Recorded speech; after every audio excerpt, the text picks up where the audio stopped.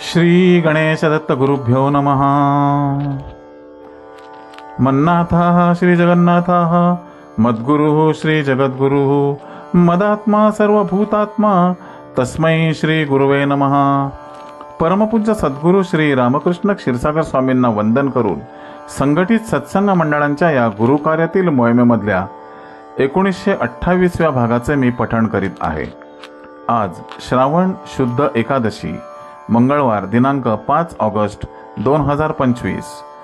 उपदेशामृत संग्रह भाग 8 या ग्रंथातील भगवान श्री दत्तात्रय सत्संग मंडळ मुंबई दिनांक 24/6/1995 बैठक क्रमांक 185 परमपूज्य महाराजांनी वेळोवेळी भक्तांशी केलेले हितगुज भाग 37।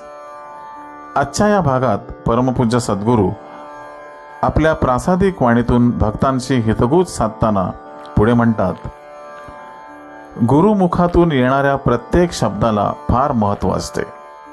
सामान्य माणसाच्या मुखातून निघणारे शब्द हे हवेत विरून जात असतात, परंतु गुरुमुखातून निघणारे शब्द आशीर्वाद हे कधीही हवेत विरत नाहीत, तर ते कायम मागे राहतात व त्यांचे अस्तित्व हे अनुभवाच्या रूपाने दिसून येत असते। तुम्ही भाग्यवान असल्यानेच गुरूंचे बोल तुम्ही ऐकू शकता आणि अनुभवूही शकता। तेव्हा गुरुमुखातून येणाऱ्या शब्दांना खाली पडू देऊ नका, त्याचे महत्त्व जाणून घ्या। भक्तांचे जेव्हा दैव त्यांना साथ देत नाही तेव्हाच त्यांच्याकडून चुका घडू लागतात। अज्ञानाने भक्तांच्याकडून काही चुका झाल्यावर मी त्यांना सांभाळून घेतच असतो, त्यानंतरही भक्ताकडून चुका झाल्या तर त्याच्याबरोबर मलाही खूप त्रास होत असतो। भगवंताची सेवा करताना भक्त अनेक मार्गाने ती करीत असतो। भगवंताची स्तुती करणे हा सुद्धा एक सेवेचाच मार्ग आहे। भगवंत हा स्तुतिप्रिय आहे, त्यामुळेच आजपर्यंत अनेक संतांनी भक्तांनी भगवंतावर अनेक स्तोत्रे अभंग तसेच आरत्याही केलेल्या आपल्याला आढळून येतात। ही स्तोत्रे अभंग तसेच आरत्या इत्यादी या एक प्रकारे भगवंताची स्तुती करत असल्यामुळे त्यातून अखेरीस भगवंताला कृपा करण्याविषयी आळवणी प्रार्थनाच केलेली आढळून येते। या प्रार्थना म्हणजे भगवंतापाशी केलेला एक प्रकारचा आकांतच असतो। भगवंताला प्रत्यक्ष आकांत म्हणजे रडून प्रार्थना केलेली आवडत नाही। आपल्याकडे आरतीच्या वेळी घंटा झांजा इत्यादी वाजवण्याची प्रथा आहे, हे सुद्धा एक प्रकारचे भगवंतापाशी आकांतच असतात। भगवंत हे सर्वज्ञानी असल्याने आपल्या मनातील भाव प्रार्थना इत्यादी सर्व त्यांचेपर्यंत पोहोचतात। तुम्ही सर्वांनी हे लक्षात ठेवा। आरतीच्या वेळी घंटा झांजा अवश्य वाजवीत जा। आश्रमातही आरतीच्या काळात घंटा पेटी तबला वाजवली जात असतात, तसेच जोराने मोठ्या आवाजात स्तोत्रे श्लोक प्रार्थना म्हटली जातात, हे तुम्ही पाहिलेच असेल। माझे गुरुही आरतीने खूप संतुष्ट होतात। गुरुचरित्रातील 51व्या अध्यायात आरती या शब्दाचा अर्थ सांगितलेला असून आरती म्हणण्यासही सांगितले आहे। ईश्वरी सेवेनेच मनुष्याला मानसिक आनंद मिळत असतो। केवळ पैशाने हा आनंद लाभत नसतो। पैशामुळे माणसाच्या मागे चिंता काळजी लागून राहिलेली दिसते। मनाचा आनंद वाढला की प्रकृती चांगली राहत असते, हे तुम्ही ध्यानात ठेवा। देवधर्म केल्याने भक्ताची उन्नतीही व्हायलाच पाहिजे। भक्ताचा जर उत्कर्ष होत नसेल तर ईश्वरी सेवेचा व या दर्शनाचा काय उपयोग?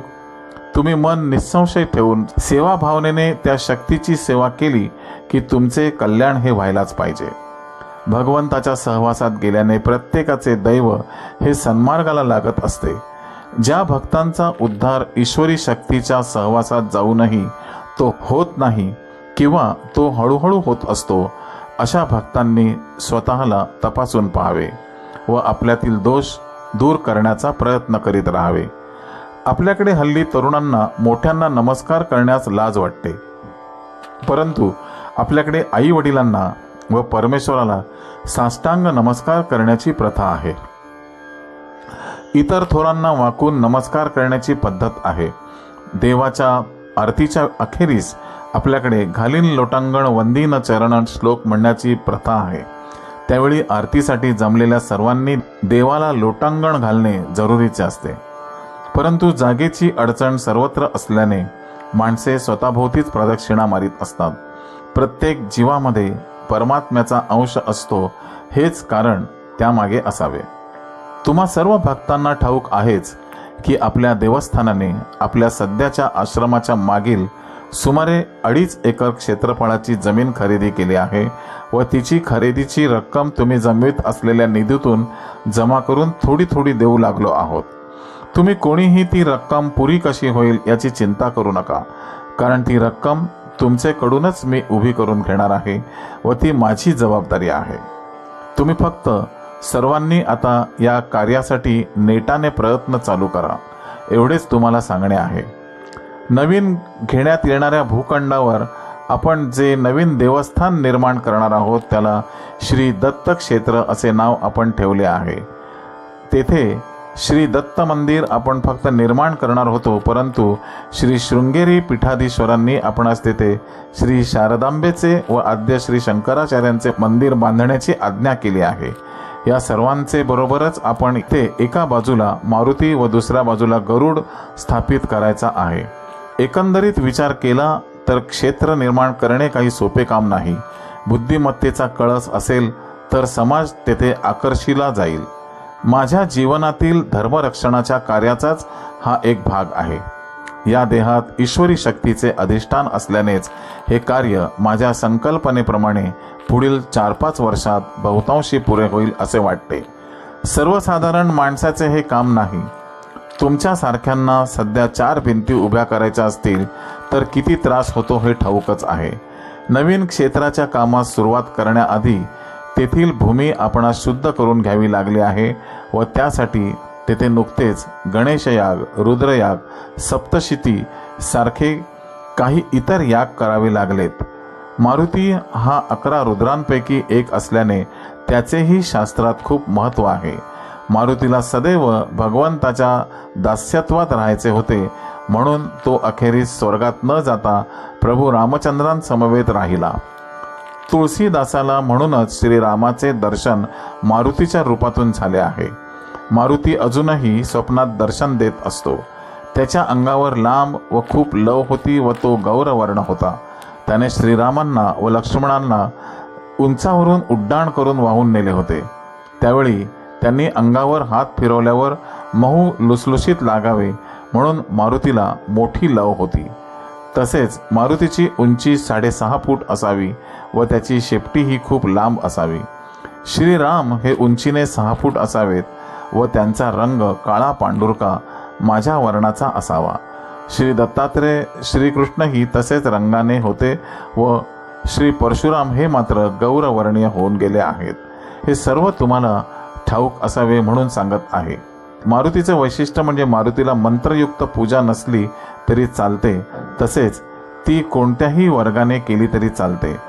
लोटीभर पाणी जरी त्याच्या डोक्यावर पूजेच्या वेळी ओतले तरी तो पूजा म्हणून ती स्वीकारतो.